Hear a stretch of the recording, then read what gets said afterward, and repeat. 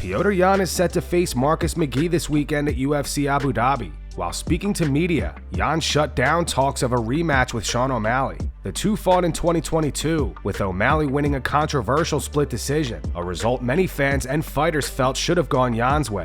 Still, Yan says he's not interested in running it back. His focus is solely on getting another shot at the bantamweight title. At the moment, no interest fighting him again. At this moment, I have my own goals, my own ambitions to fight for the title. If somehow he's back in the title conversation where we have to fight for the title, then possibly, but at the moment, he's not on my radar. You saw what he said, right, about him having to change his style, personal style, his tattoos, his hairstyle. I'm happy to see that he finally can see it from the outside and understands that there's things that needs to change in himself. Ilia Topuria says that he would vacate the lightweight title before giving Arman Tsarukyan the next title shot. Listen, when you put so much effort in the game and you have a guy in front who you don't know that maybe he could pull out from the fight, that's not something good for us. It's not on my back, bro. I don't care. They're gonna give him a fight before the title shot because there is no way. I'm the world champion. I'm never gonna give him a chance to fight for the title. I will be like, listen, if that's the case, take my belt. I don't do it. Arman Tsarukyan responded to Ilia via X. He wrote, "Imagine calling yourself a champion, but you're already looking for a way out. You can vacate it, or I'll take it. Either way, it's mine." Cory Sandhagen is set to challenge Merab Dvalishvili for the bantamweight title in the co-main event of UFC 320. Sandhagen released a new skit making fun of fans who are doubting him ahead of the fight.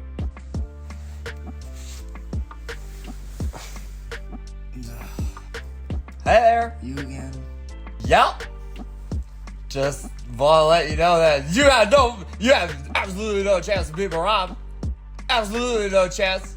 Because just so that you remember, he's on like a 35 win streak, and he beat Umar, and he beat Yan, and you're not gonna do good. You're not gonna. He's gonna win a belt. You're not gonna win a belt. You're just a stupid boy. Darren, he's gonna whoop you so. He's gonna whoop you so bad. You're gonna die. You're gonna die. You're gonna die. You're gonna die. You're gonna die. You're gonna die. You're gonna die. You're gonna die. Well, you're delusional. We're all delusional, okay? Just because you haven't worked hard at something and you don't need to believe in yourself doesn't mean that I can't, right? Delusional. Ah! Oh, no! Tony Ferguson and Salt Papi faced off for the first time ahead of their boxing match on August 30th. Thanks here. Salt Papi's been cool, calm and collected. He always will be. I find it mad, Charlie. This geezer was uploading TikToks doing the running man dance. Now he face-offs against Tony Ferguson. 100%, like he said on stage, this is what dreams are made of, you know. Salt Papi is a very good boxer. I really thought he had some amateur background or boxed when he was younger because he's adapted to it like a duck with water. Well, there we are. What a fight we have for you. Darren Till and Luke Rockhold also faced off, and it got physical. Well, here we go. The main event. I was expecting that. I'm messing about straight to it. Straight to it. I think kind of after the press conference there, we expected that. Darren Till headbutting Luke Rockhold there. Mate, do you know They're what? trying to grapple. The neck's been caught. They want to give it to each other, but when all said and done is, at the end of this, these two personalities look like they could gel very well. And that's why we're going to see a massive fight with these two, because they both want to win that back. Styles make fights, and I think this one will be an absolute banger. Darren Till often getting in people's heads. I must say, Luke does look cool, calm and collected, Charlie. Yeah, he does, and he has looked at it since I've laid eyes on him here. He looks confident. He looks like he knows something that others may not know. And it's good to see Darren Till always getting under the skin, but look, he's standing there, he's cool, calm, he's smiling, and he's not letting it faze him, in my opinion. What a main event that's going to be! The gorilla Darren Till against Luke Rockhold, two MMA legends in the boxing ring.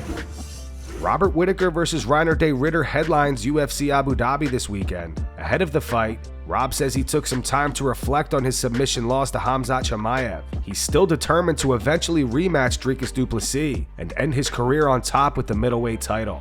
Life's been good. You know, I had to take a little bit of time to recover, spend some time with the family, worked on some other projects, and then just got back into the gym.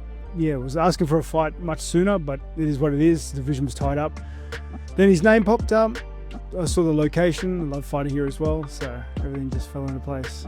Fortunately, I've always been the type to learn the hard way, so I take a lot from every loss. I'm a very reflective person. As soon as, like, after a fight, we go back to the gym. We sit around. We talk about what we liked, what we didn't like. I look at the bigger picture. I look at my physicality. I look at my mental state and see what I could have changed or could have done differently, and then just get back on the horse. My leading motivator is my family, first and foremost. Like, this is how I provide for them. So I go into every fight camp and every fight with that in my mind. Like, this is food for my kids. And secondly, I want to finish on top. I want to reclaim the gold. I want to fight Dricus again. I want to make amends with myself, and then I want to sail off into the sunset. I'm fighting for that fairy tale ending.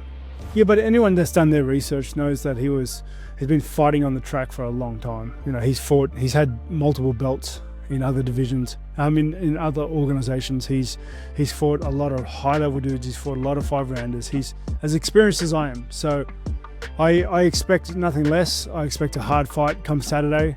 I've trained and prepared accordingly, so I'm looking forward to it. You know what? Like, I'm sure he thinks so, but no one's ever fought people like me. I like to think I'm special, and and I'm going to get in there and I'm going to show him the difference. He's got a very particular skill set and a very particular way of fighting, but if he enforces that on you, if he executes his game plan and you let him do what he wants, he wins fights. That's how he wins fights. He's very comfortable on his back. He's comfortable on the ground. He's good at that style of fighting. He's good at sagging on you. He's good at pressuring you. He's just got that sort of style. So understanding that, I've prepared accordingly, and I look to just kind of push my own game plan on him. I just go in there, make him pay for every inch he tries to take, and honestly just hit him. Like, get my mitts on him, stuff his takedowns, everything that he wants to do, don't let him. Ilia Topuria shows the Nelk boys the data-driven strategy he uses to prepare for specific opponents. Wait, what is this? This is like how many low kicks he throws, how many low kick with the left, with the right, with the middle kick, Wow, you might have to come see this. So Ilia has a chart of every single strike he's held and how many different ones there are. Look at this, like, he gives me the resume of all his fights, all the punches he throws, everything he does, and in which place in the octagon he feels comfortable, like why he throws more punches, because we have like numbers. Like the corner of the octagon is the number 1, the middle is the number 2, this place is the number 3. So we see in all his fights where's the number that he feels more comfortable. So I'm not gonna give you the chance to be there. I wanna fight for that place. I'm gonna put you in a place where you don't feel comfortable, where you don't know how to fight. Analytically, if we go to the numbers, there is no ways that he can beat you. I don't think about like I'm fighting whoever, Charles. I think like we are the team of Charles, and we are analyzing that with all the abilities that Charles has, what we would do against Ilia. Yeah, exactly. That's amazing. The first thing we think is like, what are the weaknesses that we see in Ilia? Yeah, that's like we analyze everything on from Charles' perspective. Renato Moicano reveals he got a call from Hunter Campbell after revealing he did not accept the UFC antitrust lawsuit settlement money. Hunter tried to convince him to take the money. The only thing that drove me crazy was people saying what Brendan Schaub did, saying, for example, oh, he did it as like a chess move to the UFC to make more money. Like that was the thing that irked me. I was like, come on, bro, that's not why the guy did it. Like the guy actually has principles. You know what? Yeah, that is no problem, because like I say, people see you through his lens. So maybe he would think that, you know, he would say, if I do that, it's because of that. But again, he don't know me. He never talked to me. I don't know him. He doesn't have a clue about what I believe, you know. So it's easy for him to, maybe is he thinking, not me. But I should not say that. But even Hunter called me and say, hey, take the money. Take the money. And I say, Hunter, it's not about you, brother. Don't worry too much. I don't care about what you think or Dana White thinks. I don't care. It's about what I believe. So it's not for the UFC for sure, you know. I could not care less. That's the truth. Rashad Evans made an appearance on the Pound for Pound podcast today. Despite the recent controversies and ducking Tom Aspinall, Rashad still considers Jon Jones the greatest MMA fighter of all time. Who would you say is the greatest fighter of all time? I would say the greatest. He's got to be Jon Jones. I've been in there with him, you know, shared 25 minutes with him. He was good. He was smart. His mental. Like, Jon needs to be studied because of his mental approach to just competing. For somebody that has so much going on the outside of the cage, but still find a way to go out there and fight the way that he does. And win. That's hard, man, because when you don't feel good as a person, it's hard to compete good as a person. You know what I'm saying? And for him to go out there and do it is remarkable. Stipe Miocic did the viral TikTok trend where guys are calling their friends to tell them goodnight. Stipe did it with his coaches. Oh man, just chilling out here. How you doing? Good, but I was just you know, sitting here thinking, just want to call and say goodnight. I appreciate that. Yeah. How you doing? Good, man. I just want to call and see, you know, say good night, and you know, hope you get some good rest tonight. I've been resting pretty good lately. Well, good, I'm glad. You deserve it. You know, don't let the bed bugs bite. All right, bud. Congratulations on the Hall of Fame, by the way. Thanks, Coach. I appreciate it. Yep. Hey, Coach. What up? What you doing? Sitting in my basement, watching a movie on my phone. Oh, nice. Yeah, I was just bored and just thinking about you and just, you know, I want to call and say goodnight, man. Good night, my friend. All right, I really hope you get some good rest tonight and don't let the bed bugs bite and all that good stuff. I just, you know, really hope you get some good rest. Well, I appreciate that. You're always a thoughtful guy. Yeah, I'll check in with you in the morning. All right, bud. Bye. Bye. Israel Adesanya claims Sean Strickland just doesn't want to rematch him, despite beating Izzy for the middleweight title back in 2023. Even speaking of which, I've called this dude out. I mean, have I called him out? Yeah. But now he wants to fight Bilal. Yeah, middleweight. Why?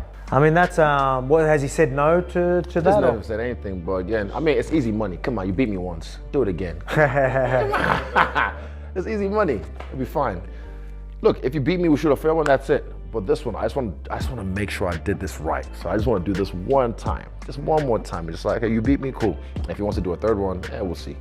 But yeah, regardless, I don't mind. Like, I want to fight. Come on, man. It's easy money. Come on.